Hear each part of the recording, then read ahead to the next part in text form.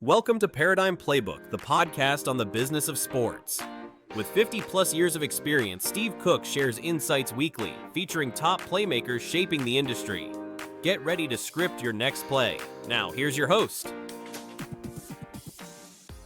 Welcome to Paradigm Playbook. I'm your host, Steve Cook, alongside Casey Wright, my good friend from the gymnastics world. And Casey's from a lot more than just gymnastics, but we met through gymnastics.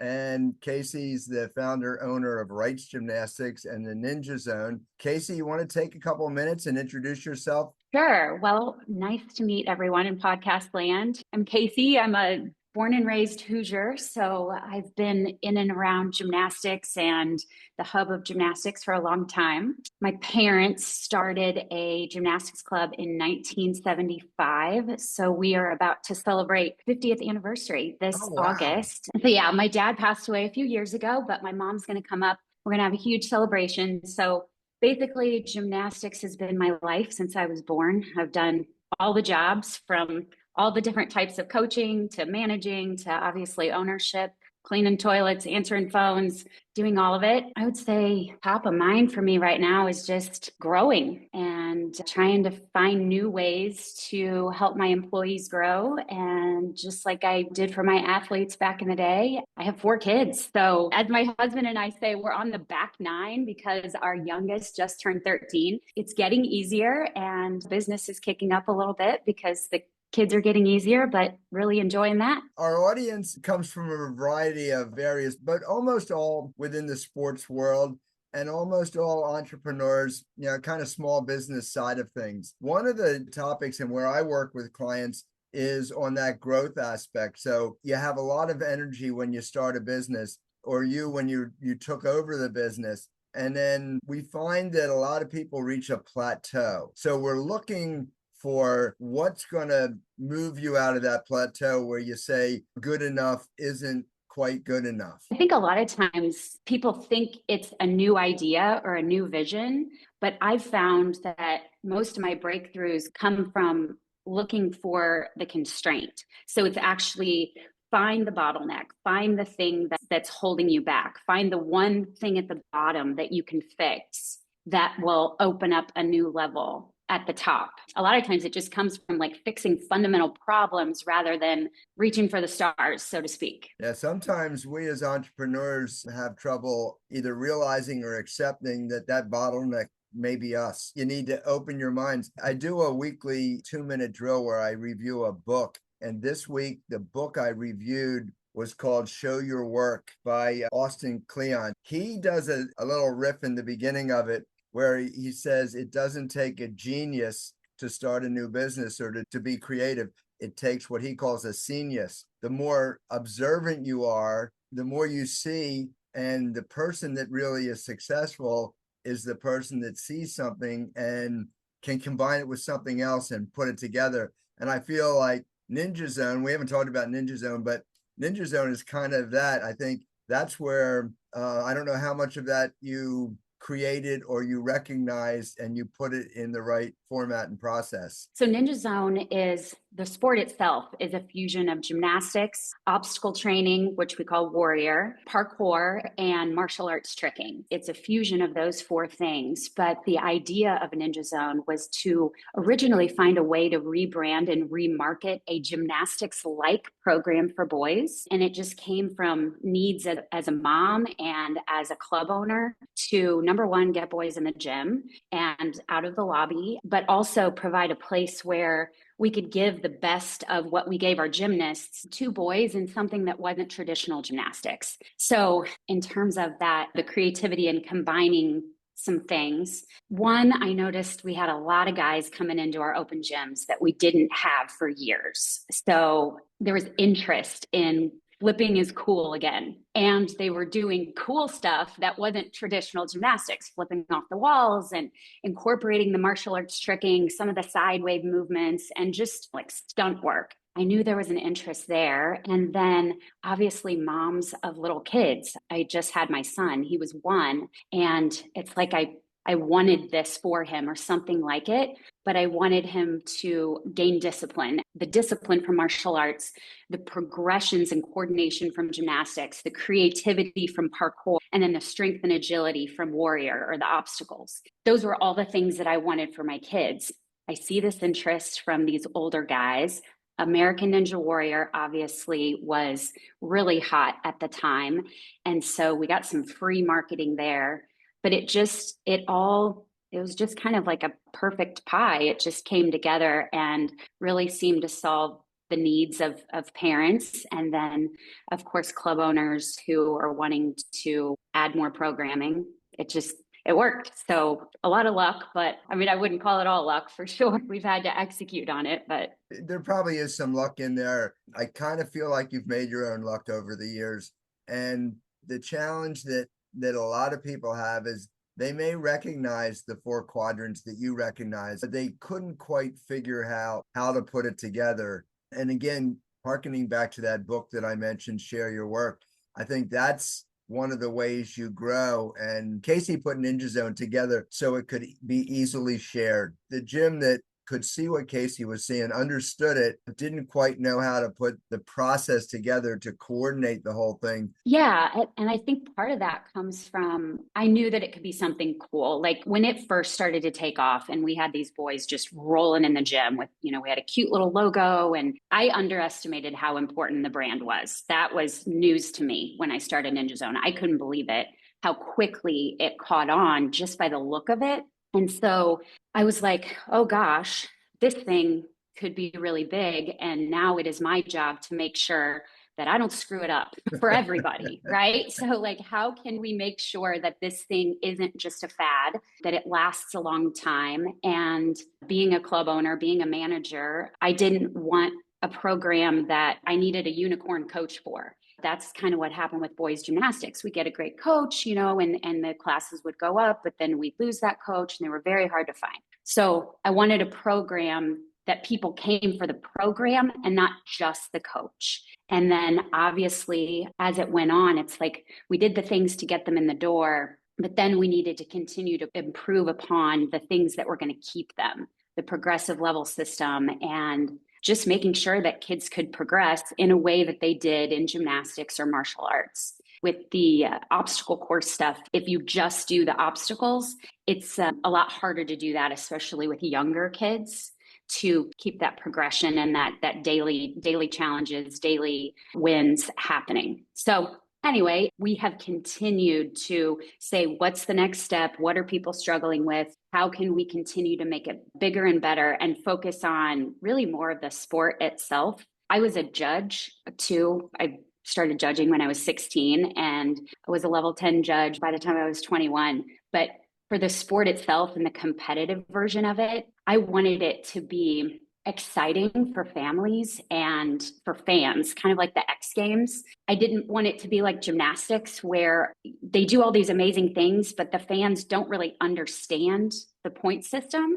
So I wanted to try to simplify it. And that's something that I feel like we've done a great job with over the years. And it's become something cool to judge where people can follow along. And we always say it, we want it to look like a real life video game where they're flipping and they're gaining points. One of the challenges that we face in gymnastics, so I'm a product of boys gymnastics growing up, so it was a lot different. It was a lot easier to enter into 50 years ago when the sport was imaginable. Any trick that needed to be done could be done on a hardwood floor. And kudos to gymnastics, it just got so advanced. But it also had a negative effect in that I think sometimes children look at it and say, I can never do that, so why even try? Mm-hmm. I think the difficult thing with Ninja, and years ago, I opened up my first Ninja gym, just a real small little thing. And the difficulty that I found was combining cool and doable. I had to fit that all together. So like when I got done doing it, I'm really cool, but I can do it. The sport is hard. And if people only watched American Ninja Warrior on TV, at this point, you could get to the same point as gymnastics and say, well, it's too hard. I'm not going to go up that salmon ladder. I can't do a 22-foot warp wall, whatever it is. So I think that was the beauty of NinjaZone to me. It was a controlled process. Yeah.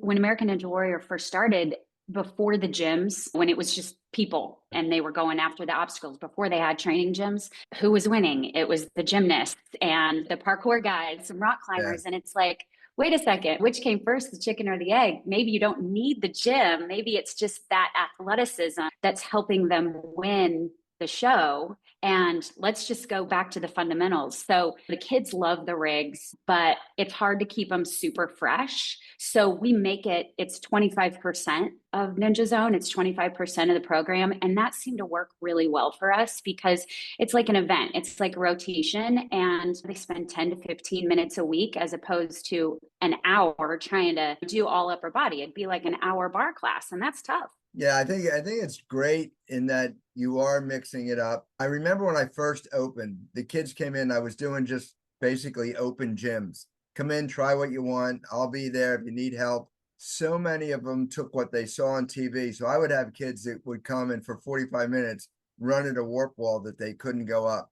And of course, I made my first warp wall at 12 foot high and realized soon that I had no kids that could do that. So then I made a 10-foot one, and then a 8-foot one, and then finally my granddaughter wanted to do it, so I made a 6-foot warp wall so my granddaughter could do it.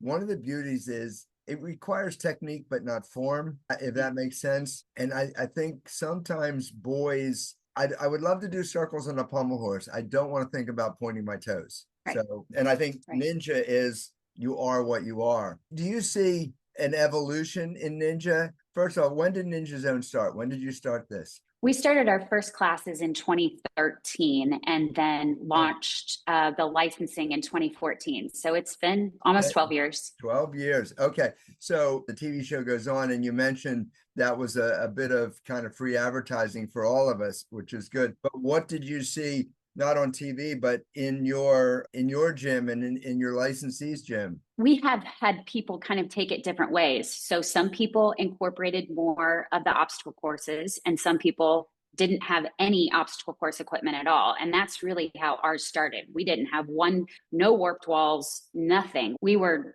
using the beams upside down. And I mean, kids are hanging under the underside of beams. I mean, we truly used the gymnastics equipment. I think the evolution was in terms of the games. What we saw was we got more congruent with the curriculum from what they did in class to how it was going to show up in the competition. And over the years, I would say just improving how it was scored, the length of the competition, just everything. And then working that backwards into the daily classes.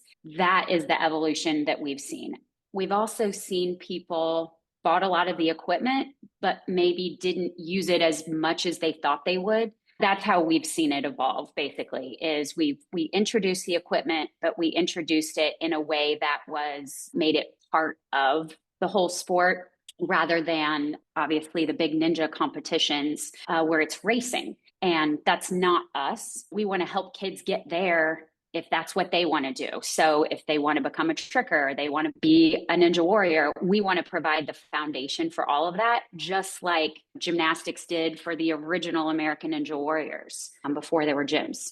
And I think the key is that what you're providing. So in gymnastics, I think that people go into gymnastics as a beginner, wanting to be an intermediate, wanting to be an advanced. Whereas you go into ninja, you may want to be a snowboarder, you may want to be a trampolinist. So ninja is more of a core activity. Maybe you just want to climb trees. So I noticed early on when I tried my first ninja gym was that younger kids didn't have the upper body strength that I expected. I wrote a book about building businesses, and one of the things I recognize is how it changed over time, in that when you think about it, kids don't spend nearly as much time on a playground as they should, but NinjaZone and ninja gyms in general can provide a little bit of a programmed playground, if you want to think of it that way. But it's all to build up that upper body, that whatever you're going to do in life, if you're going to stand up at a lab or work in a factory or be a carpenter, whatever you're going to be, you need that core strength. So I think Ninja's great at leaning into all those activities. Yeah. It's funny. That's actually how my dad got into gymnastics. He got cut from the basketball team and went out for gymnastics so he could make his upper body stronger so he could shoot from further out, and then ended up on a gymnastics scholarship. It's all different. I always tease. I got into gymnastics when I saw a guy doing a handstand on the beach, and the girls were all talking to him, and I was sitting on the sideline. So there's all different motivations. I think it makes it fun. Do you have any fear that Ninja's going to get too hard, or we're going to exclude the real beginners? I mean, not in the way that we are doing it, because we're basing it around youth and the way that our sport is. The tricky part is just this word ninja. Nobody really owns the word ninja. The way we do ninja, and it just really comes down to which kind of ninja, what are you talking about? So the way that we're doing it, it goes all the way down. We have little ninja games where 3 and 4-year-olds, and they're rolling and they're doing what you would do in a 3, 4, 5-year-old martial arts class. They're swinging on the bars. We incorporate the trampolines, which I love incorporating a mini tramp and a tumble track into the course, because it allows kids to do so many more tricks that they wouldn't be able to do otherwise, just tumbling. I mean, just backflips and front flips, and they can do so much more if you incorporate a trampoline than without, right? In that way, we've been really intentional about making it just easier, right? Just easier to be successful. And I think to scoring it in a way that may not always technically serve the best athlete, but it serves the sport because it's simple enough that the parents and the fans can understand it. So it's an attempt and a mastery, and then they can get some style points. We do something where they're not allowed to, we call it a spam. They're not allowed to spam skills, so they can only perform a skill twice. So basically they have 44 seconds to do as much cool stuff as possible before they run up the wall and hit the buzzer. And so it does, it looks like a video game, and it makes it exciting, and it keeps those levels, like you said, they can do it at a younger level. For the younger ones, under 10, are the competitions all in your gym, or is there other places to go? Our licensed partners have hosted them as well. We just started taking them out. So we've hosted several in outside facilities, but that's the one thing that's been difficult from a business standpoint is it's 2 different businesses to, run competitions and run events, and also run programming and deliver what our licensed partners need in terms of support. I guess, that's the risk that we took it last year, and we rented the space and we did the whole thing, and it was awesome. And we hope to continue with that in the future. Where did you get your, what I'll call a risk gene? I can do this. Yeah, nobody's doing it, but I can do it. Well, I certainly think that I've always been a person that I hate being told no, period. It's like, tell me no, and I will find out a reason why you're wrong. So I think that's part of my personality. But at the time that I started NinjaZone, I think it was life circumstances, and it really just came from the decision that things were not going to be able to stay the same. I wasn't going to be able to continue to coach. I had a young family, and once I decided that I couldn't continue life as is, I knew I had to focus on solutions. And for me, the solution was looking at my business as a business. And once I was really full force in that direction, then things started to come together. I think the courage is in the decision that it's not going to stay the same, and then things fall into place. So it is kind of that leap. To be honest, I think we in the world of men's gymnastics kind of let it go too far before we said, okay, we have to make a change and grow. So we're struggling with things now. One of the difficulties in the gymnastics world, and probably in the ninja world as well, is getting coaches that are confident and aware of how to coach. And in the early days of gymnastics, most or a lot of the coaches they were either men collegiate gymnasts, or they were physical education teachers in school. And those 2 things it's such a dramatic decline that there's predominantly elementary schools, public schools throughout the country don't have any or only 1 gym class a week, which is the whole reason they need NinjaZone. And NinjaZone is the most all-encompassing gym class program that you can do that will give the kids kind of a fundamental, and that's really what they need getting out of gym. I said all the time about gymnastics, the best value is that it teaches you how to fall down. And now as an old man, I play racquetball and a few other things, but I can fall down better than most old men. I think that's one of the things that comes out of it. How many Ninja Zones are there worldwide? Are they more than the US or just US? No, we're in a lot of places. In fact, it's in China, which is the last place I thought I would go. So they're growing in China. They add probably a new franchise once a quarter. All in all, NinjaZone, about 300, just under 300. And that's just our licensed partners. So if someone wants, let's say they own another business, a gymnastic club or a dance school or something, do they need to rent a new facility to do NinjaZone, or can you fit it within? How does that work? No, they don't need to, for sure. We've done small ones and large ones, and that's kind of the beauty of it. And now we've really broken it apart into two programs. So we have a preschool program called Little Ninjas, and then our school-age Ninja Zone program, especially if the preschool program doesn't need much at all. And then as far as the, type of facility, gymnastics gyms, we're also in about 50 YMCAs. Wow. And we've been converting racquetball courts for them, and they've been having a lot of success with it too. And it's been great for YMCAs because it's helping their membership. And so for us, I just love giving access to the sport itself in any way that kids can reach it. And so YMCAs, we have some martial arts studios, you said dance, even some like family entertainment centers. So that's what we are. Yeah. So we do that. Any place where there's kids. And then we really just try to help people through the programming part and thinking about it from a business lens. We actually do a little training where we say we see through 4 sets of eyes, ninja eyes, through the eyes of the kids, the parents, the staff, and the business itself.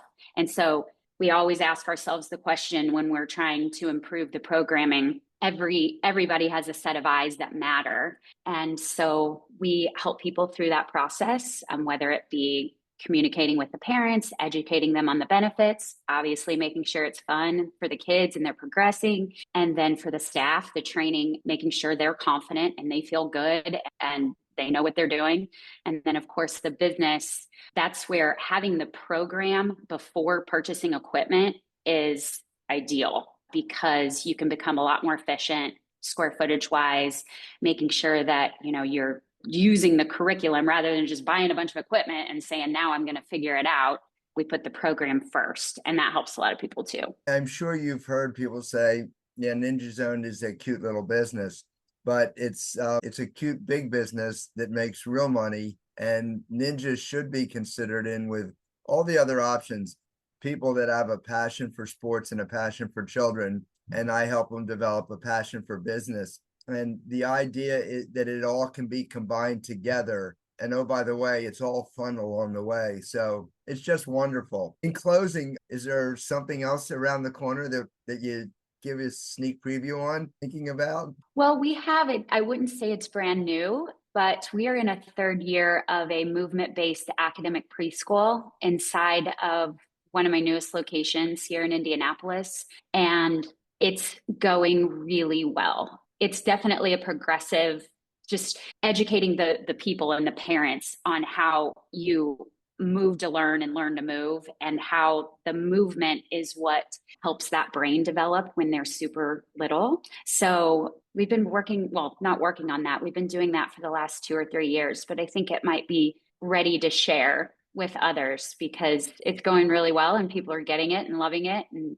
so we'll see. Yeah, one of the books that I recommended in the past is Distracted Generation. I don't know if you've read that book, but kids have too much screen time and not enough movement time. And sounds like you're solving both of those. So it's great. If anybody wants to reach out to NinjaZone, what is the best way they can reach out to you or to the company, or how would you direct them? They can absolutely email me directly, Casey@theninjazone.com. And then obviously our website, you can go to theninjazone.com, and we're a little bit of everywhere. So. And if you want to go on LinkedIn, you can find Casey on there. But if you want to read her full profile, I think it's 6 pages, but you can do that. So we didn't go into all the things that Casey does, but remarkable person. Casey, thank you so much for your time.